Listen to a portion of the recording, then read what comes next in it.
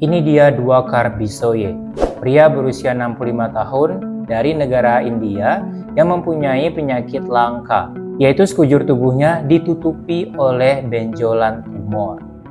Kemungkinan besar dia menderita neurofibromatosis, yaitu penyakit genetik yang menyebabkan benjolan tumbuh di sepanjang saraf.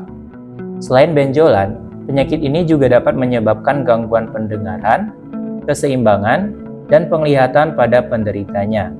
Nah, diperkirakan ada sekitar 26.000 orang yang menderita penyakit ini di negara Inggris. Sedangkan di Amerika, itu telah mencapai 100.000 orang penderita. Para ilmuwan belum tahu nih, bagaimana mencegah pertumbuhan neurofibroma ini. Yang bisa mereka lakukan hanya operasi pengangkatan tumor yang berisiko menjadi kanker. Tapi kamu tahu nggak guys, sebenarnya apa sih penyebab dari penyakit ini? Dan apakah penyakit ini bisa menular? Kalau kalian tertarik, mari sama-sama kita bahas bersama aku, Adam Jurnal.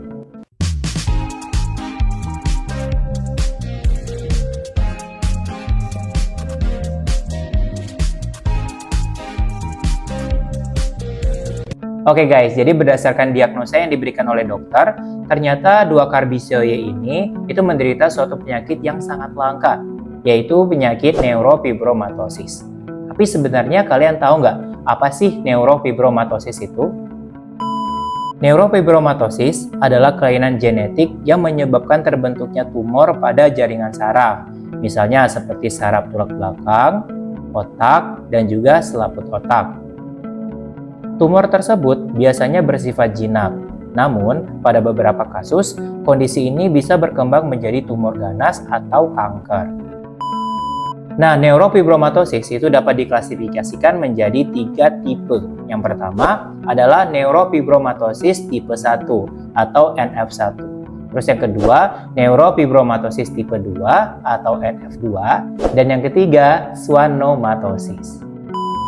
Nah, kalau NF1 itu lebih sering terjadi pada anak-anak, sedangkan NF2 dan juga schwannomatosis itu banyak terjadi pada teman-teman yang usianya itu di dewasa awal, yaitu di usia 20-30 tahun.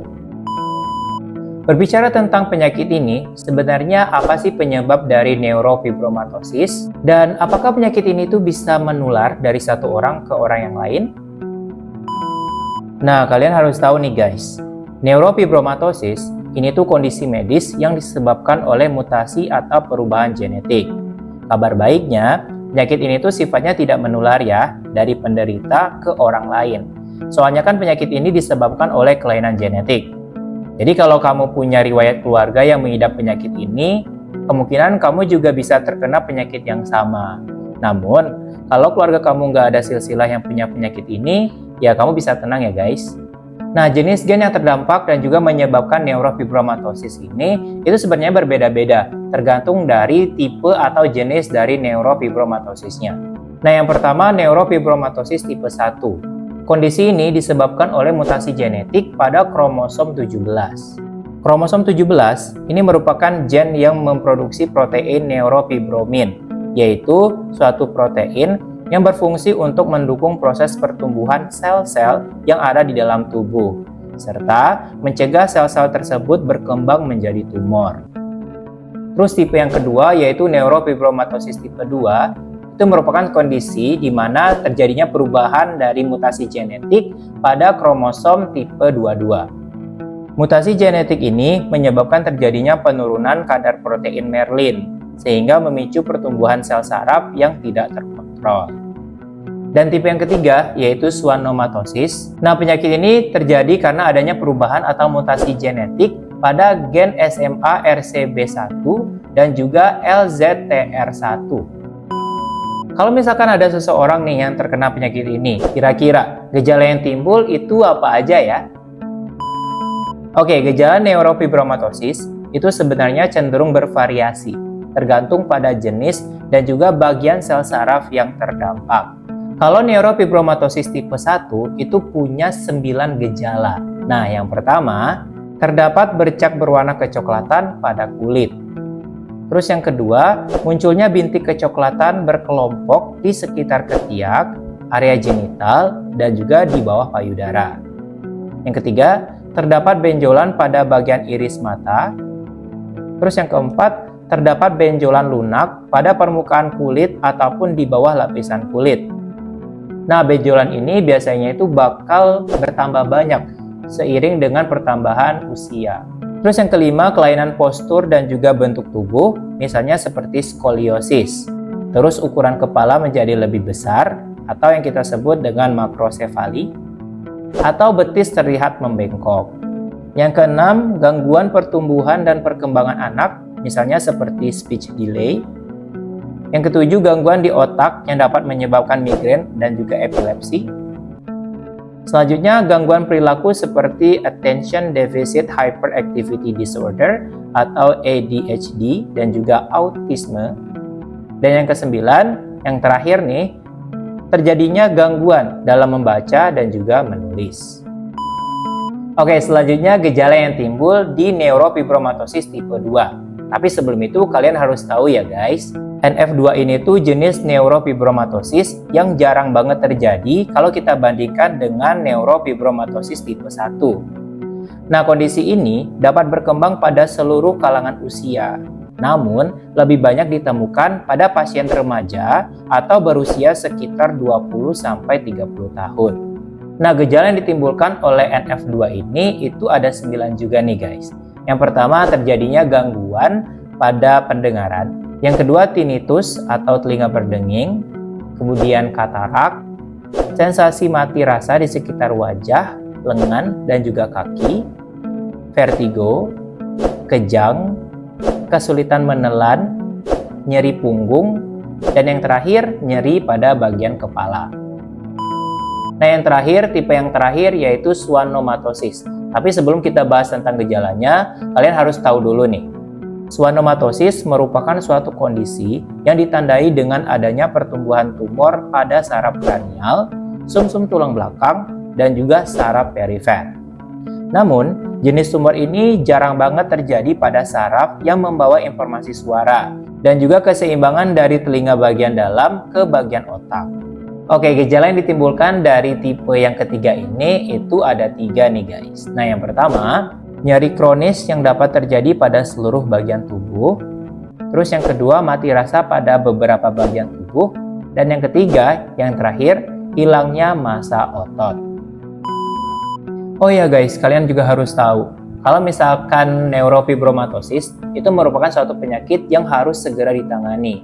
Karena kalau misalkan kita telat nih menangani penyakit ini, bakal ada beberapa kondisi komplikasi yang akan terjadi. Misalnya seperti masalah penglihatan, terus gangguan pada sistem kardiovaskular, gangguan pernapasan, terus bisa juga nih jadi kanker. Selanjutnya gangguan pendengaran hingga hilangnya fungsi pendengaran. Bisa juga gangguan pada perkembangan tulang yang dapat menyebabkan terjadinya patah tulang atau osteoporosis. Dan yang terakhir, menurunnya kepercayaan diri karena bercak-bercak yang terlihat pada bagian kulit. Nah, berbicara tentang pemeriksaan neurofibromatosis, kalian penasaran nggak? Sebenarnya gimana sih cara dokter untuk mendiagnosis dari penyakit ini? Jadi langkah awal yang dilakukan oleh dokter untuk mendiagnosis neurofibromatosis adalah dengan melakukan amnesis atau wawancara medis. Tujuannya adalah untuk mengetahui gejala serta riwayat kesehatan keluarga dan juga pasien. Dokter juga dapat melakukan pemeriksaan fisik untuk memeriksa kalau ada tumor yang mungkin teraba pada bagian tubuh tertentu. Terus bisa juga melihat bercak coklat yang muncul pada permukaan kulit. Dan juga dokter bisa melakukan pemeriksaan fungsi organ lainnya, misalnya seperti pemeriksaan mata dan juga pemeriksaan bagian telinga.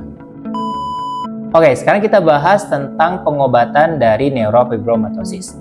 Mungkin kalian juga bertanya-tanya nih, sebenarnya pasien yang menderita neurofibromatosis itu bisa sembuh atau tidak sih? Sebenarnya, sampai saat ini, belum ada metode pengobatan yang dapat menyembuhkan neurofibromatosis sepenuhnya. Selama ini, pengobatan yang diberikan hanya bertujuan untuk menghambat perkembangan penyakit, terus mengendalikan gejala, serta menghindari risiko komplikasi. Beberapa tindakan medis yang dapat dilakukan untuk menangani neurofibromatosis yaitu yang pertama, pengamatan atau observasi kondisi pasien secara rutin Terus yang kedua, penggunaan alat bantu dengar. Yang ketiga, auditory brainstem implants dan juga implan koklea. Yang keempat, fisioterapi untuk membantu meningkatkan kemampuan fisik pasien. Terus yang kelima, konsumsi obat-obatan untuk meredakan nyeri saraf. Terus radioterapi untuk menghambat pertumbuhan serta menghilangkan tumor dengan bantuan energi sinar X. Dan yang terakhir, tindakan operasi untuk mengangkat tumor yang berukuran besar. Dan juga beresiko merusak atau menekan saraf pada otak atau sumsum tulang belakang. Gimana nih guys? Sekarang kalian udah tahu kan tentang penyakit ini? Semoga video ini bisa bermanfaat ya bagi kalian. Nah, kalau misalkan kalian suka sama video seperti ini, jangan lupa untuk like dan juga subscribe channel YouTube aku ya guys.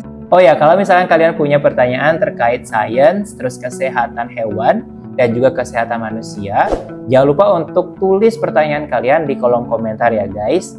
Nanti kalau misalkan aku bisa jawab, aku bakal balas dengan komentar juga.